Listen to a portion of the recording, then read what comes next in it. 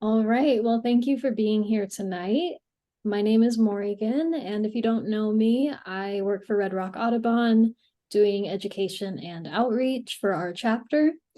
And I was really inspired to do this topic tonight because I have lived in Las Vegas my whole life. So I know the summers can be pretty brutal, but I in recent years have found that there's still ways to connect to nature despite the heat.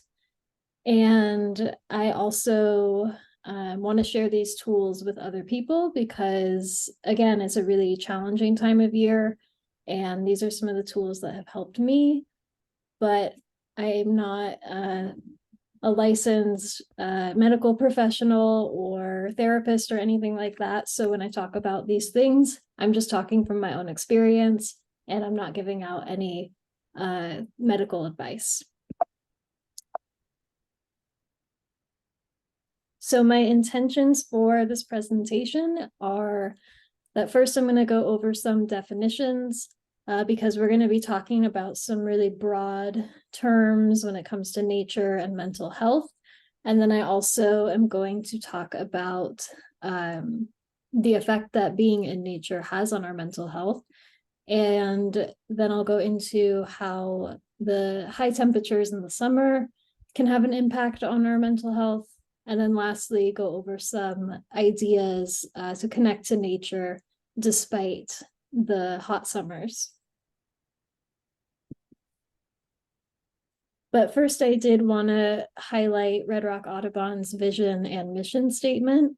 And I wanted to especially emphasize that we are striving to connect all communities to nature in order to inspire people to act as environmental stewards.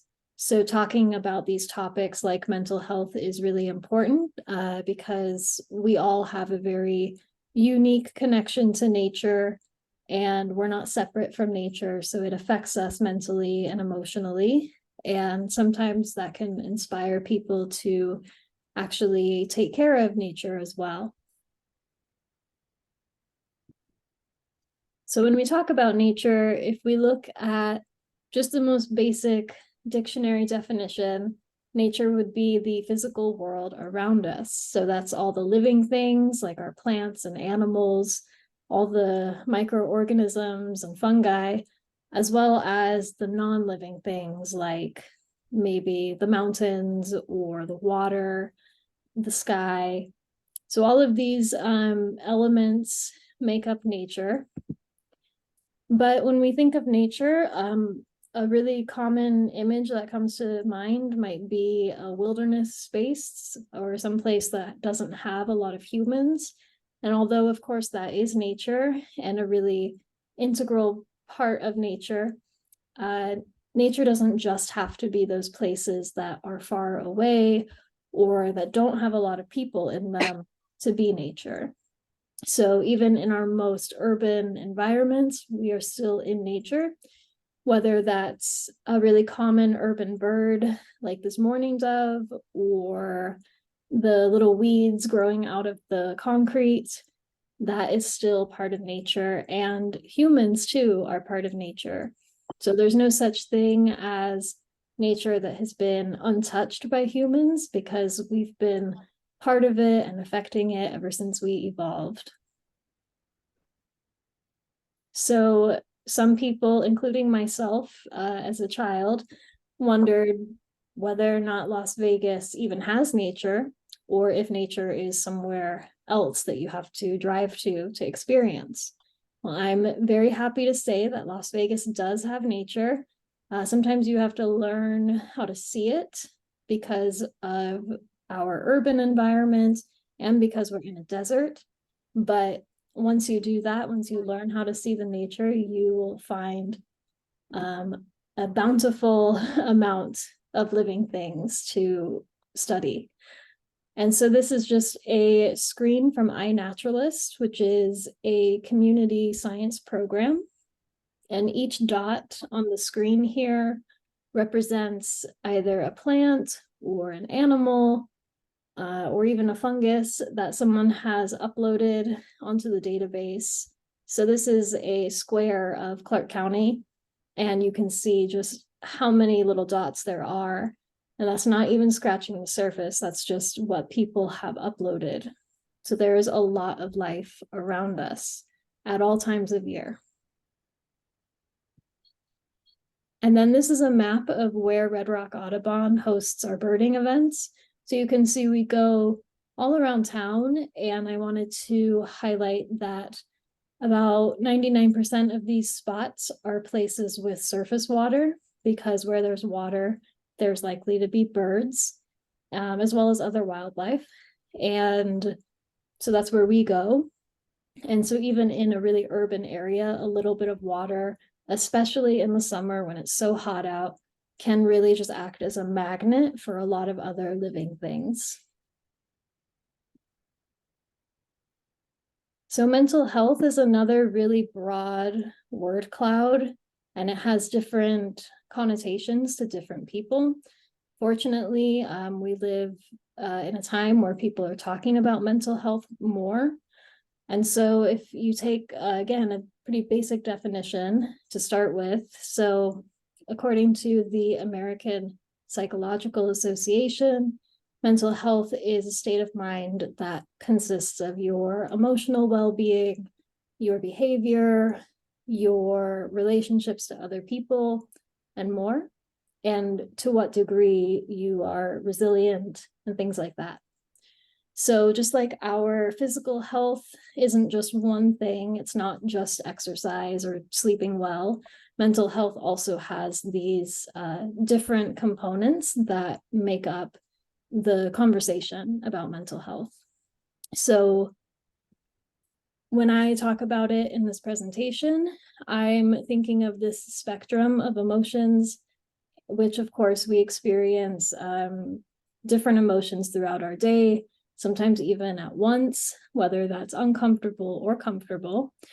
But when we think about nature and mental health, nature ushers in a lot more comfortable emotions and can alleviate some of the chronic stress, anxiety, or depression that some people experience.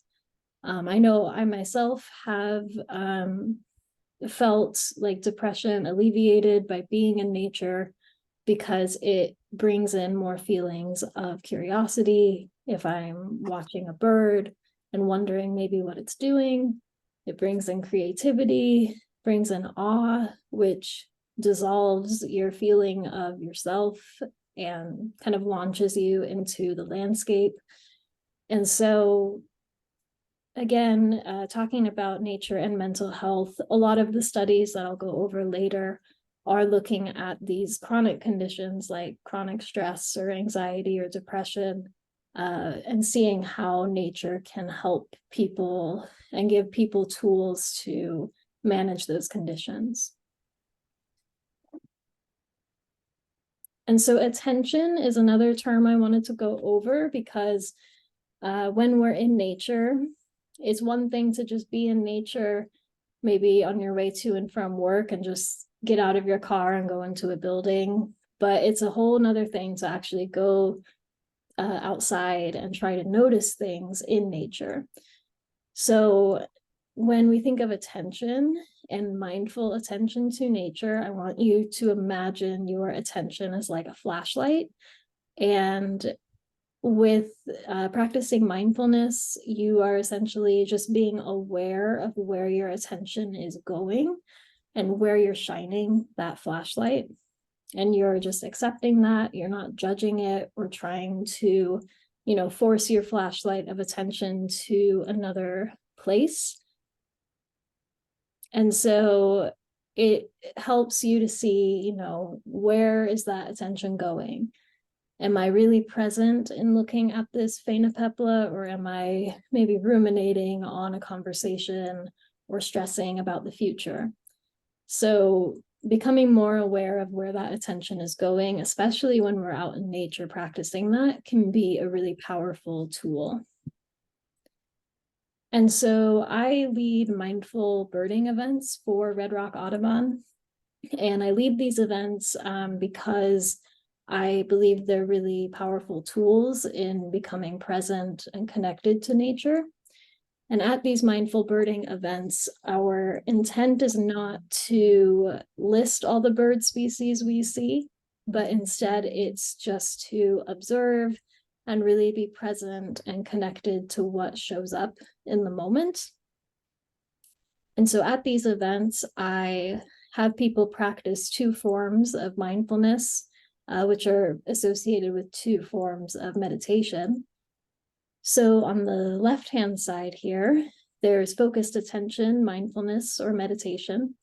And this is traditionally in meditation the type that would ask you to return to an object, return your flashlight of attention to something like the breath, or something that you're holding.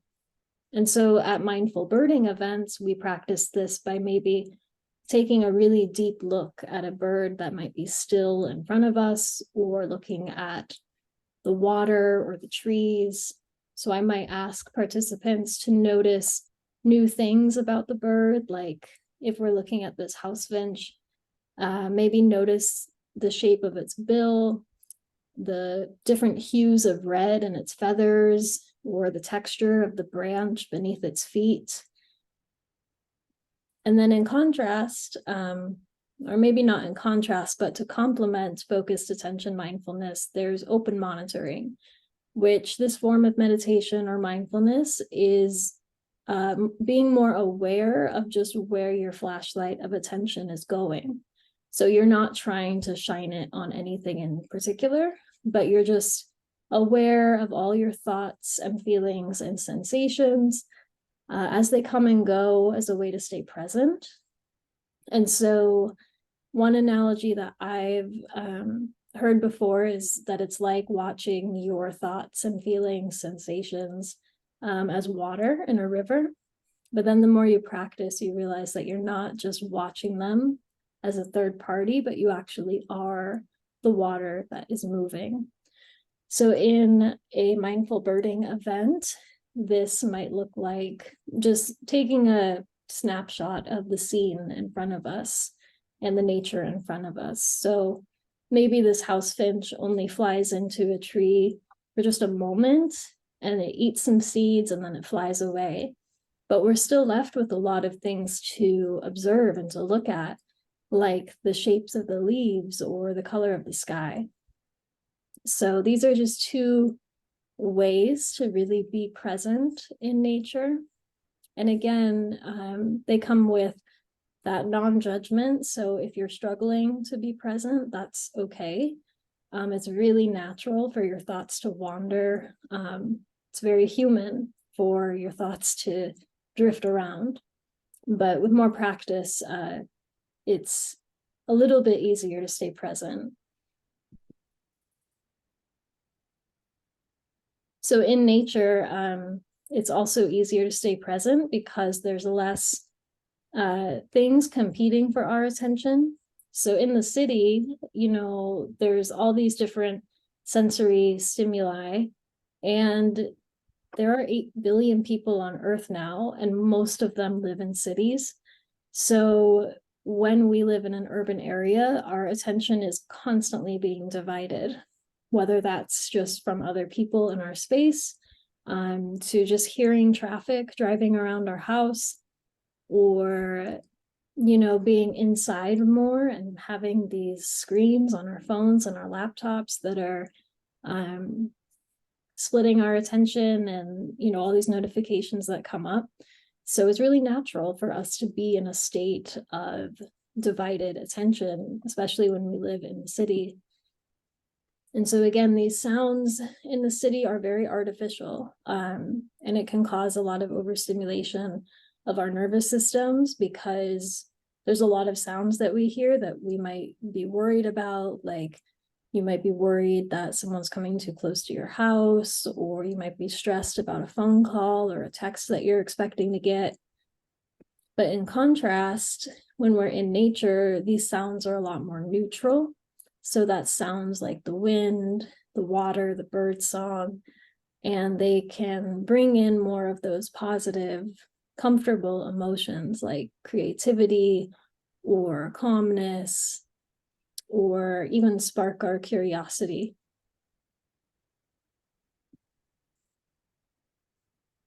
And so what a lot of the research is showing, and this is peer-reviewed research, is that spending just 20 minutes a day or about 2 hours a week in nature can alleviate some of that chronic stress that I talked about earlier, and can bring in more positive feelings. And again, that's 20 minutes a day of being as present as you can in nature.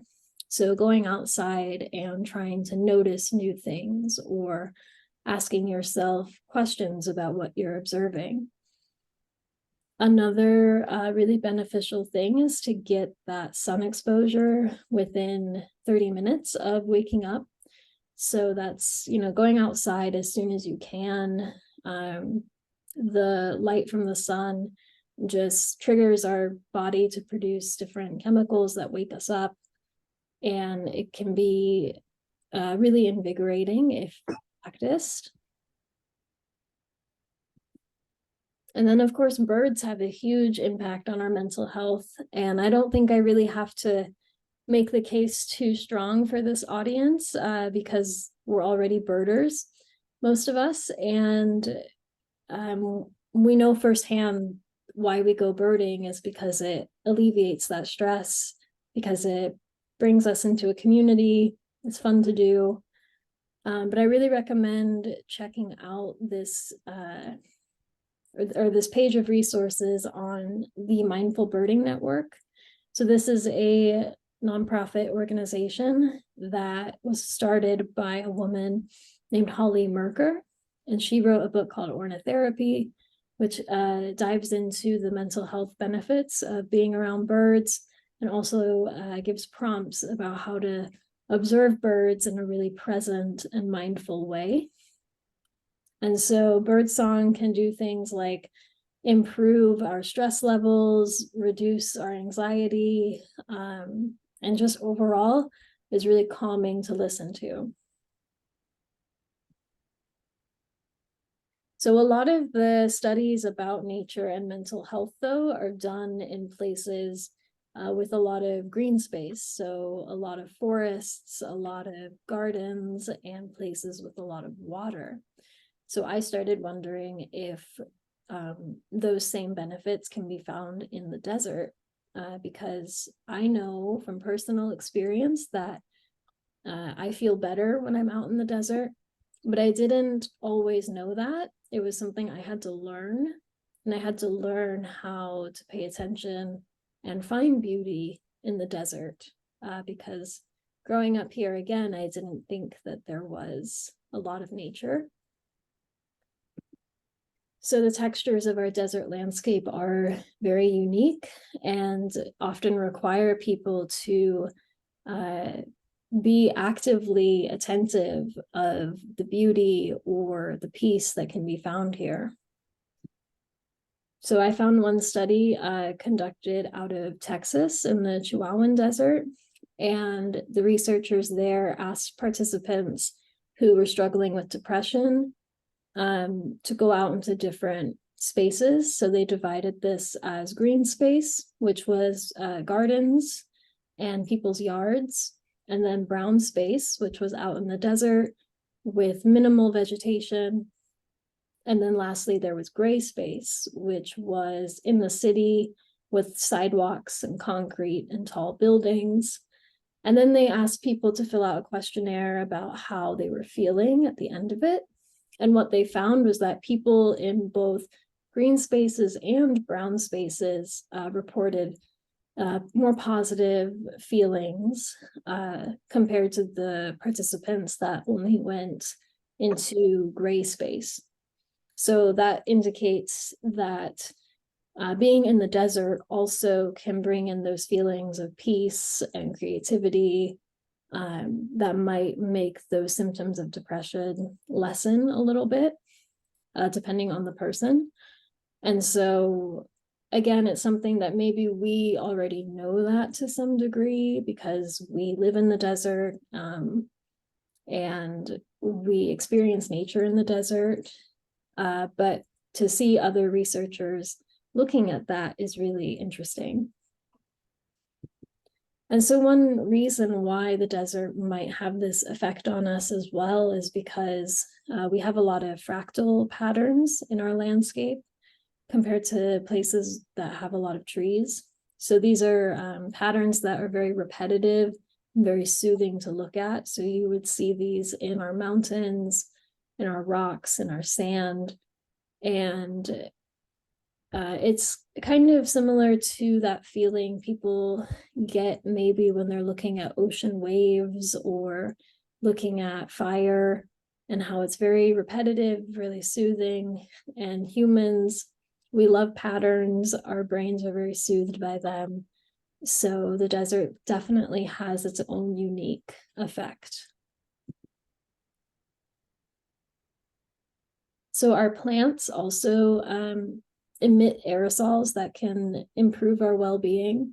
So all plants across the world are regulating just like we are, but they do it through these pores called stomata.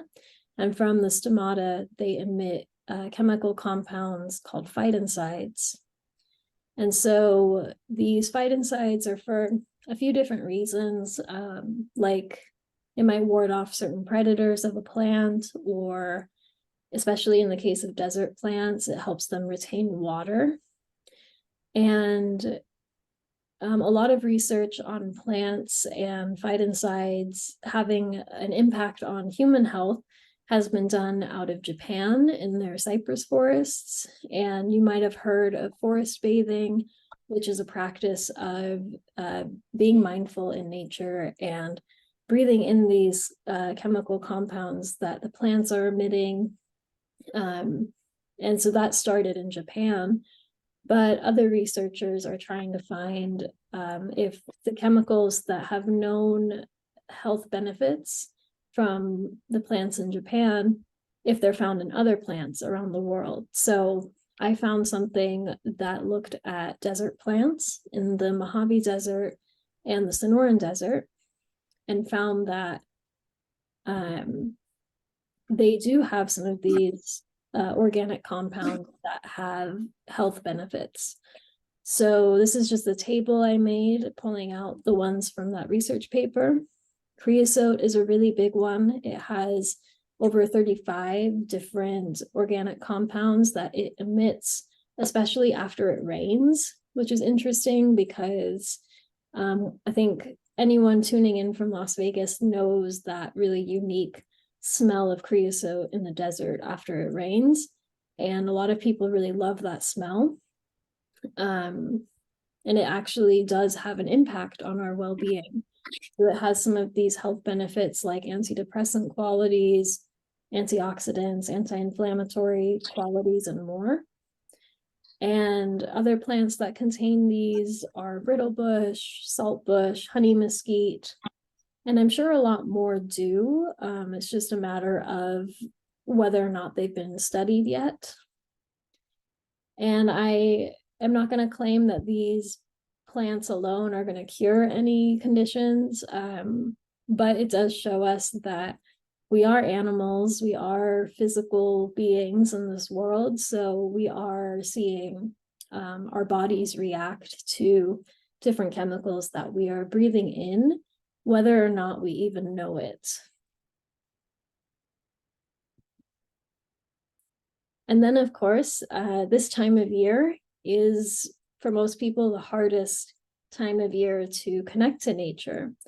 So that's why I wanted to give a presentation on this in the summer, because I know firsthand how difficult it is. Again, growing up here, especially in the summer, I just didn't think that we really could be very connected to nature in these high temperatures. And so even though the lizards might love it, it is hard on humans. So I found one research paper that looked at the number of emergency room visits across the United States in a period of, I think it was 2 years. And they found that in the summer months, the number of ER visits for mental health related concerns actually rises. And this could indicate, increased discomfort between the temperatures and mental health conditions. I know with a lot of antidepressant medication, it actually hinders the body's ability to regulate temperature. So that could have something to do with it. And it's something that they proposed in that research paper. Another study I found looked at heat exhaustion, and again had participants do a self-questionnaire. And this was done in California, and had participants record their emotional state over a long period of time. And on days when temperatures rose above 90 degrees, people reported more uncomfortable feelings like stress, exhaustion, anxiety or worry, and just general unhappiness. So again, it's not, if you're struggling when it's hot outside, it's not just you. A lot of people do, whether or not they realize that it's because it's hot. And so, you might be asking though, why is that the case? Yeah, it's uncomfortable, but is there something more to it? And so what a lot of the research papers that I looked at proposed was a big part of why people's well-being tends to suffer in the summer months might be because of the physical discomfort. So being hot impacts our sleep. So if we're not getting that 8 to 10 hours of sleep, we have more cognitive struggles, and it's harder to regulate our emotions. It's also, again, a very physical thing. If our bodies can't cool down, then we're going to be unhappy for the most part. And then there's also the impact of staying indoors. So we looked at, our reactions when our attention is very divided out in the cities, but the same could be said when we're inside a lot. Maybe we're behind more screens, we're not getting that natural sunlight. There's a lot more competing for our attention. There's a lot more artificial noise. And so staying indoors and not getting that nature exposure has a really big impact. And for a lot of people, they, and myself included when I was younger, don't think that it's even possible to go outside when it's so hot. But again, I'm really happy to say that it is possible. We just have to approach it a little bit differently and think about it differently. And when I started creating this presentation, I actually looked at what people do to connect to nature in places where it snows a lot in the winter and they have to stay inside. But I'll get to that in a minute, just because it's a similar kind of effect of being inside a lot leading to more feelings of unhappiness. And so in Las Vegas and in other desert areas, to experience nature in the summer, we can go out really early in the morning or in the evening when that full sun isn't on us. And in the morning, I'm sure all the birders know that it's the best time to hear the birds waking up and to hear that dawn chorus. So even if you get your 20 minutes of nature just right at dawn, that still will have an impact on the rest of your day. In the evening, it's a great time to look for bats, which are fun to watch flying. And, you might see other wildlife as well coming out when it's a little bit cooler. When we're in nature in the summer, we can have a greater appreciation for our desert birds, like our quails or our roadrunners, or even our verdins, because they are toughing out the summer with us. They've evolved to survive in the desert and in the extreme heat. And our urban birds too, they might be very common to us, but in the summer, they might be all that we have to really observe. So it's a great time to look at these birds with new eyes and to notice new things about them. The summer is also great to look at different geologic features.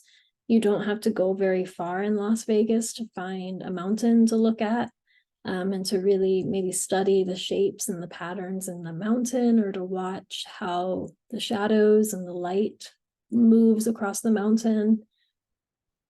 And then, of course, there's our desert plants, which again, I know I have an even greater appreciation for them when it's really hot outside, because they have evolved to survive in our temperatures. And so you can, take little leaves or seed pods from these plants and just really look at them closely. And then you can also look for reptiles and insects, which are always active when it's warm. And just be really intentional about going out and trying to find the nature and the life around you. I know one thing that I have been doing lately, I've been looking for dragonflies as much as I can, because I really like them. And so I find that one thing that helps is having that intent when I go outside and having something to look for, being more connecting to nature. And so some of the things that you can do in the summer indoors is to journal or create art to connect to nature. So this might be something as simple as going outside and getting a leaf or a rock and taking it back inside and really looking at it closely and just being as present with it and as connected as you can be, and just recording it, whether that's drawing or writing. Another thing you can do is just look out the window. If you have hummingbird feeders, it's a really great time of year to watch them by your window, or other bird feeders as well.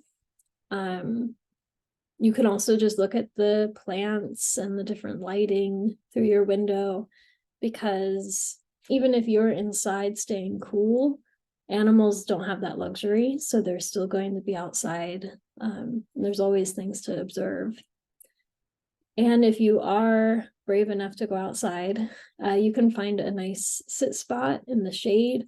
And again, just see what comes in and out and practice that open monitoring meditation or focused attention meditation in order to connect to what is present. So when I lead mindful birding events, I look at different prompts throughout the events that kind of guide where our attention is going to go.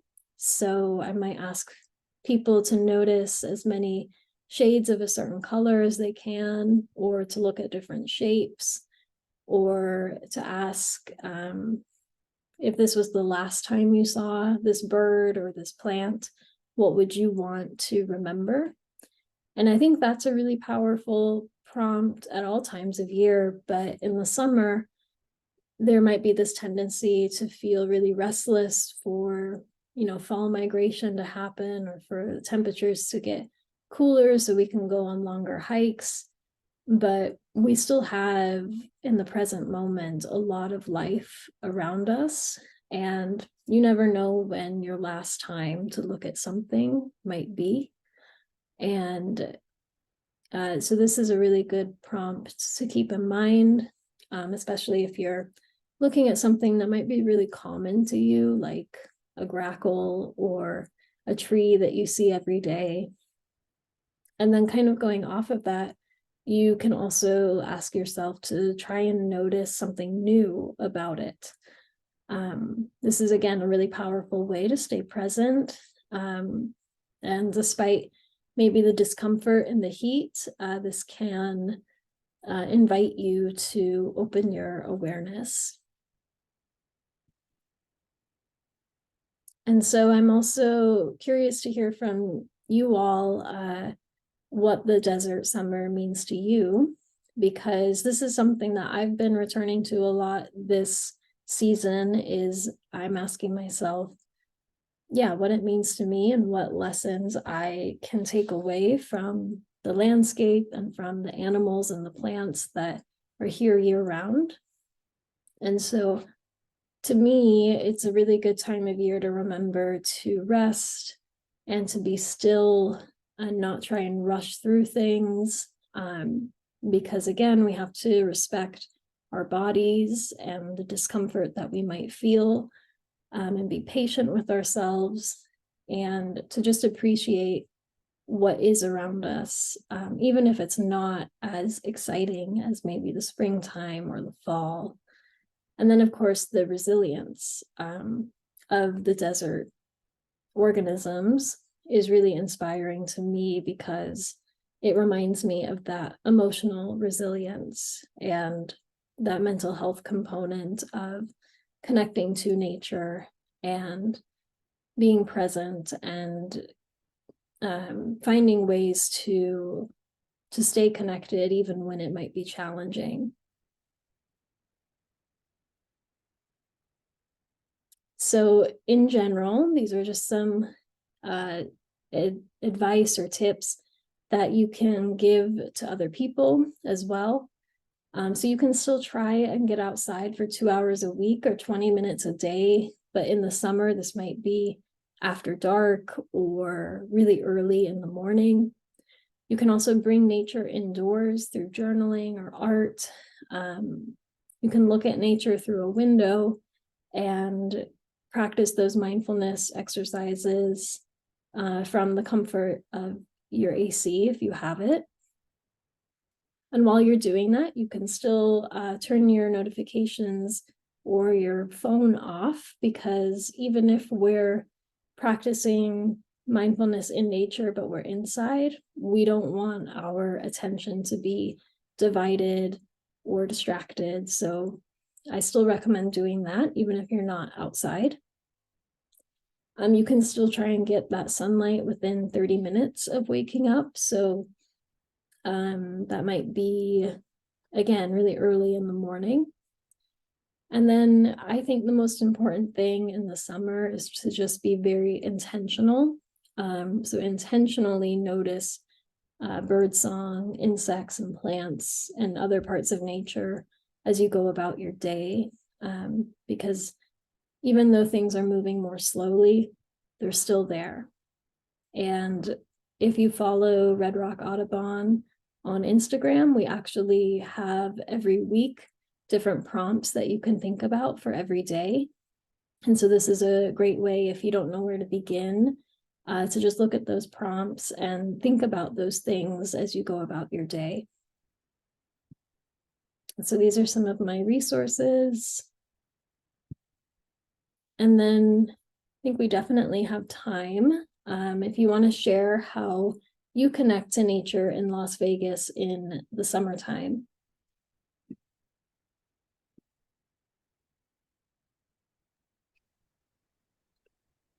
Hey, Morrigan, it's Jennifer. I just wanted to say thank you. That was a great presentation. How I connect? I connect through the window. I'm glad you gave that out as far as looking through, the window outside and having that be a part of connecting with neighbors, with nature. Mm-hmm. And because in my backyard, I'm fortunate enough to have a water feature. I have a little water fountain for the birds specifically, and watch and observe them. So it's been nice to kind of have that connection and actually really be able to watch them, because they are not moving very much. And so you do have the opportunity to, study them a little bit more and kind of add that to your knowledge of the birds in general. And then also it's a mood booster in a way, because I feel I'm glad I'm able to provide a little bit of a respite for, place for the birds to get water, maybe have a cool, safe place to be. So there's that. I will say one of my takeaways from this, I'm not very good at slow birding or being as mindful as I really should. And so I enjoyed the prompt today of, like, if this was going to be the last time you were going to see this bird, what is going to be your takeaway from that? And I will definitely use that going forward. Yeah, yeah, that's one that I love sharing with people.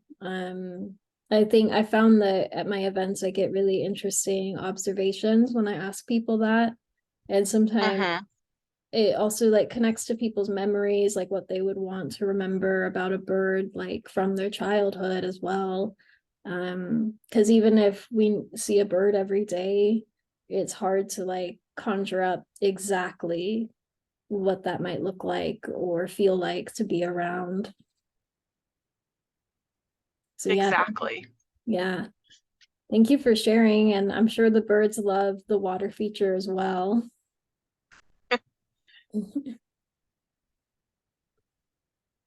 They That, bring me just as much joy in watching them as they are partaking. So it's a yeah, win-win. that's good. And Colin, Hello, I don't know if you want to jump in. You don't have to, but can you hear me? yes, I can hear Hello? you. Oh, okay, good, good. Yeah, I really, really hate the summer in the Southwest because I Mhm, hate the heat. mhm, And it's very oppressive to me and depressing. And it kind of feels like a bit of an attack, really, mhm, because I don't like it. And I've got fair skin, so that's no good. So I got to, I go out sometimes to parks if it's cool enough, but, I got to have on long sleeves, a big hat, blah, blah, blah. It's not very comfortable. Um, but I could still do it unless it's crazy hot like it has been. mhm, But at least we've got a nice sized backyard. So we've got 4 different water. We've got a bird bath and 3 other saucers. And we've got this crazy family of grackles. They're hilarious. And there's several generations of them, and they're here every year. And the babies just are so funny. The things they try to destroy, they're so curious and so smart, and it's so funny. And if we go outside, they'll go to someone else's backyard, so we watch them through the window and laugh, basically. mhm, But we throw them food, and they're spoiled rotten. But it's hilarious. So that part about summer is good. But mhm, in general, I really don't like summer in Southwest. So at least there's that, and in the mornings, I've got this area in the backyard. And I call it my forest. It really isn't, but there's 4 pine trees, and I sit there mhm, before the sun hits it, and it hits at about 8:30 a.m. mhm, And just seeing as much as I can, just checking out. Well, I've got chimes too. Just whatever's going on, whatever birds happen to be around. Um, and hopefully they don't eat too many lizards. mhm. They've eaten a lot of those flying bugs. That's good, but they get some lizards too, and that's no good for us at any rate because we love lizards. Yeah. So yeah, there's definitely things to get by in the summer. Also, my family and friends are in California, so I'll go there too to break it up, which is good. Even though it's hot there as well, but not like here.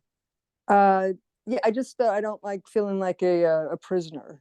Mhm, Um, but there's ways around it, and we live close to Cornerstone, and mhm, many times, not this year so much, but in the past, around 7 p.m., we would go down to the water. We'll take our chairs and hang out, and it's not bad, actually.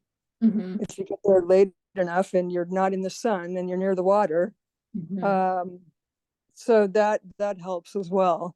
So you just come up with your own little tricks, kind of, and hoping you could delve into them as much as you can whenever you can. But it's kind of sparse this Yeah. summer.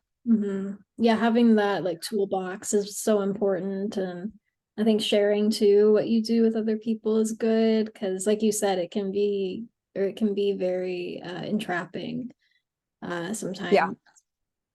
So yeah, yeah. it's a very real feeling that we all kind of go through together. So yeah. Which is nice to hear, even though I Mhm. don't want anyone else Yeah. to suffer. but Mhm. it was nice to go, oh yeah, that makes sense. So when I saw this Zoom coming up last month, I guess, whenever it was, going, oh, that's a great topic. Mhm. So worked with me. Yeah. Yeah, and I love some of your prompts, like she was saying, just things to focus on, like Mhm. the leaves. I love leaves, or just the bird, or just because it's easy to not focus Mhm.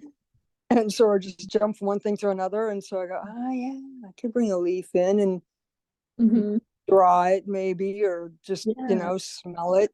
Mhm. Yeah, different things. So that's Mhm. good. Yeah, all those yeah, different strategies to kind of get through that summer can be really powerful, I found. Yeah, they're like stepping stones, kind of. Yeah. And autumn's my favorite season. So I'm always going, okay, so after July 4th, I call it autumn first because I'm one day closer to autumn. Mhm. I like that. Yeah. Yeah. All right. Well, I think that's all I have, unless anyone wants to share anything more. Thank you for being here and participating tonight. Thank you. Great presentation. Thank you. Thanks, Morrigan. Mhm. And this will be uploaded onto our YouTube. And I'm actually leading an indoor mindful birding event this Saturday at the Bird Preserve, where we are going to go outside for maybe like 15 minutes at the most, depending on how the group is doing, and then bring stuff back to journal about. So to kind of use some of the prompts I talked about today. So yeah, that's on our calendar if you're I will Excellent. keep that in mind. Mhm. Great. Yeah. All right. Well, have a good rest of your night, and I will hopefully see you guys around. Yeah. Sooner or later. Okay. Thank you. Bye. Thank Bye. you. Bye.